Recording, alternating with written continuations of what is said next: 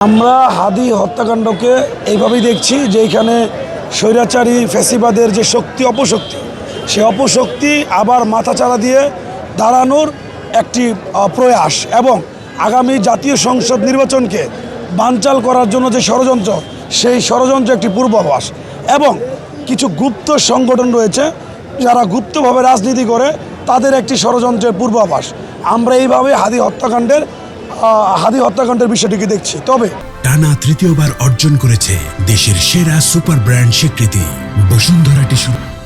আমরা বাংলাদেশ জাতীয়তাবাদী আদর্শের শক্তি সবাই ঐক্যবদ্ধভাবে বাংলাদেশকে সাথে নিয়ে বাংলাদেশ জাতীয়তাবাদী ছাত্রদল হাদি ভাইয়ের হত্যাকারীদের সুষ্ঠু বিচার না হওয়া পর্যন্ত এবং তাদের সকল আসামিদেরকে গ্রেপ্তার না হওয়া পর্যন্ত আমরা ইনশাল্লাহ রাজপথে থাকব দেশনায়ক জনাব তারেক রহমানের নির্দেশ মোতাবেক।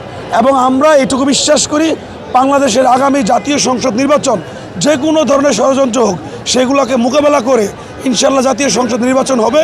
কারণ বাংলাদেশের সুশাসনের প্রয়োজন, কারণ বাংলাদেশের স্থিতিশীলতা প্রয়োজন, কারণ বাংলাদেশের জনগণ শান্তি চায়, কারণ বাংলাদেশের জনগণের মানুষ শান্তিতে একটু বাঁচতে চায়, একটু ঘুমাতে চায়।